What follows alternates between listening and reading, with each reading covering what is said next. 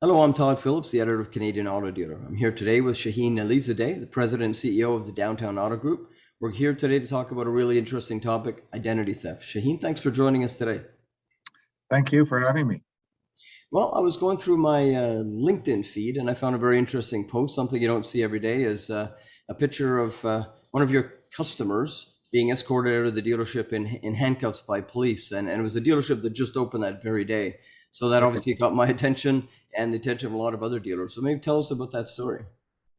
Well, I think it started with our staff finding this individual somewhat of a perhaps questionable behavior at the onset, and which has happened a few times at our Ford store, particularly. I don't know what there is the attraction to our Ford Lincoln operation, but in this particular case, this lady had presented herself as someone who was purchasing an Explorer, a top of the line Explorer, and financing the whole, almost all of it, and got an approval, and and our people felt a little uncomfortable about the process and her behavior. That's what I'm told, and so the general manager Tim decided to follow up and phone the insurance carrier that we'd been provided information on, and the insurance company apparently did not know anything about this purchase. He then decided to contact the customer, who was apparently out of town in Vancouver, traveling, and knew absolutely nothing about having purchased a vehicle at Downtown Ford. Obviously, at that point, they realized this is definitely someone that is not uh, who they say they are. And so they contacted jointly between our team and the customer, and the customer whose name had been used, I should say. They contacted Metro Police.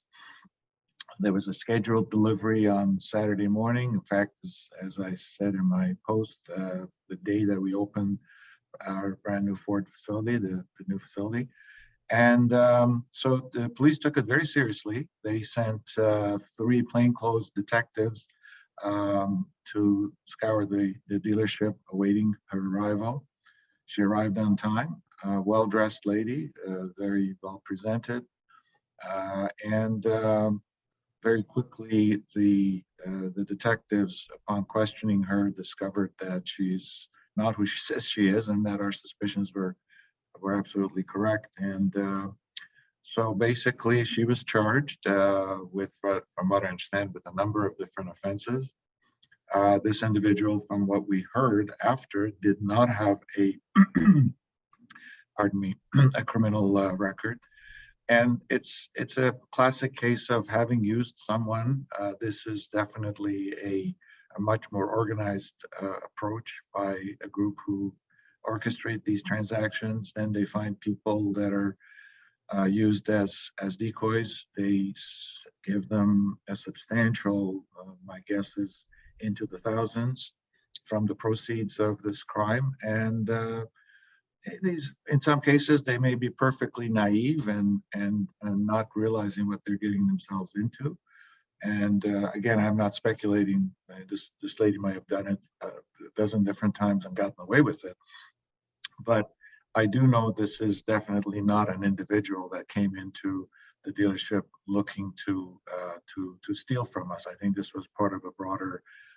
According to the police, this is actually a very serious issue that's becoming commonplace, especially during the pandemic, with the impact of so many of our transactions being over the phone or online.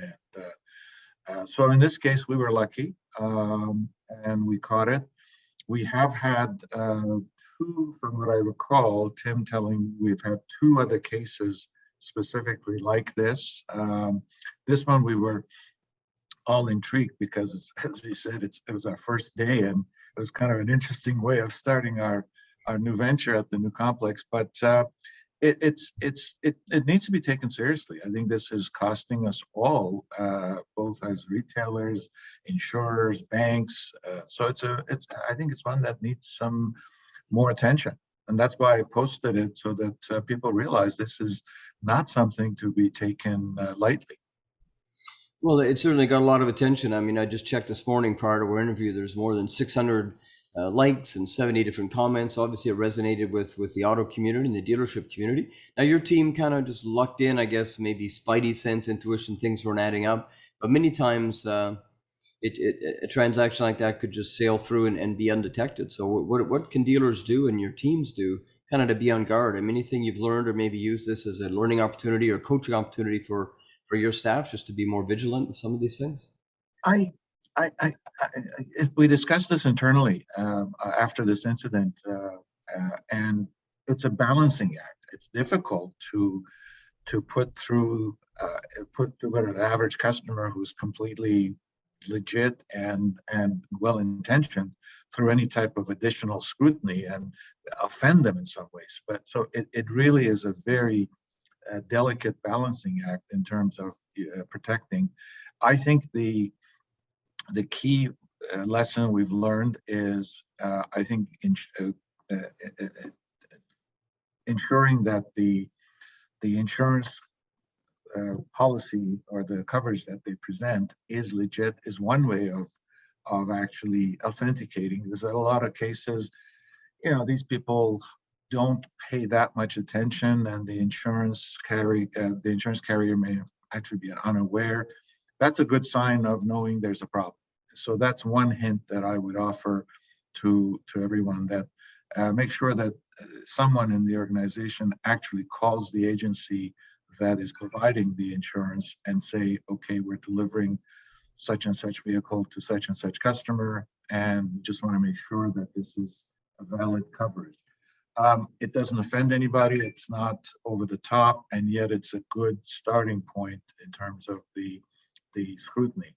And I guess the other thing that's in our experience in those few cases that we've had is that usually there is some hint of call it larceny, if you will, throughout the transaction. Our salespeople aren't experts at determining who's got ill intentions and who doesn't, but there are some signs, such as the body language as they go through the financing portion. If they just simply have no qualms about anything that's being offered to them, then you know that this person is not really in touch with what a customer's point of reference would be. If they just sort of sail through the whole process without asking any questions on what's involved, what are the rates, what rates are, what's the payout, is there early termination fees, those types of things.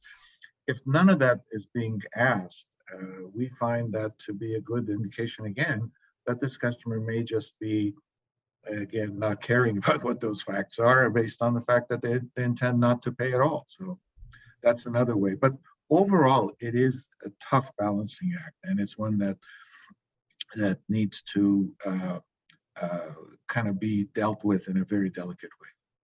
Well, the other issue is all dealers are trying to speed up the transactions. They're trying to shorten the time in dealership and make a smooth, seamless experience, because that's what the customers are demanding. But you do need still the time to scrutinize and review the paperwork, and to make sure it's legitimate. I guess many of these vehicles, I guess, if they're never intending to make a payment, they never intend to make a payment. None of that matters to them. That vehicle will likely be on a container and shipped overseas in a matter of days. So I guess that's right. That's a tricky part. Are there other kinds of fraud that you're seeing sort of on the increases as well? You mentioned through the pandemic, just other things that are not on the up and up.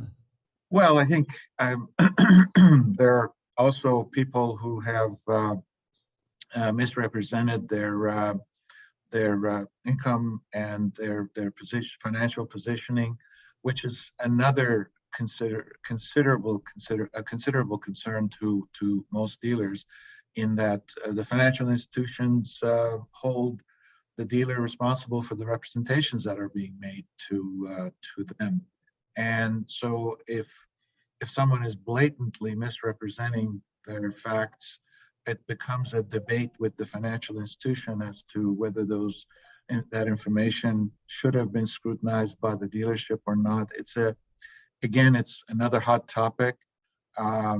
It's interesting that I'm seeing that TADA and our organization is looking to work with the government in expanding the MVDA and the Motor Vehicle Dealers Act to include online sales. And again, it can only be enhanced. We do need enhancing of this process somehow to make sure that the more online transactions we do, we're not inundated as an industry with fraudsters who see an opportunity to effectively um, uh, grab an easy few tens of thousands of dollars and never pay for the car. We've also had increased level of this just may be our operations, but we have seen more frequent cases of new car thefts from our inventory. We've had a few cases this year, unfortunately. Whether they're internal or external, we don't know, but we've had vehicles taken from an indoor facility, literally from an indoor facility that we keep our vehicles. And so those are issues that affect your insurance and your overall cost of doing business. But that you can probably do a bit more about. The identity theft. It's something that I'm not sure if we as dealers can do much more than just scrutinize the process as best as we can. Well, I think they get better and better, but I guess with you posting publicly like you did, having this conversation with dealers, raising the alarm bells, and maybe you can help make a difference. And I think certainly we want to make stealing from car dealers in the industry something that they pay a heavy price for. And I think by you posting what you did with the woman in handcuffs being escorted out of your dealership, very caught everyone's attention. And we'll certainly post this interview to help dealers and maybe collectively do our bit, as an industry to try to tackle this problem. But it's a significant one, and I applaud you for bringing it to the industry's attention. A lot of times people don't like to talk about something maybe negative that went on, but it shows really great leadership on your side for bringing it forward. So. I know, and interesting you say that, because we had a debate as to whether I did the right or the wrong thing by bringing what you just said, which is negativity. But I mean, as a veteran of this business, I think it behooves me to at least talk about it. Now, it may be perceived positive. It may be perceived that, hey, why do you want to announce your first day of opening with a woman in a handcuff? But I thought it was important enough of a message that perhaps it would resonate with owners, with general managers, sales managers, so they become less complacent about these types of situations. So that's why I did it. Well, I appreciate that. I appreciate the time today talking to us about it. Thank you. Have a good day. You too. Signing off.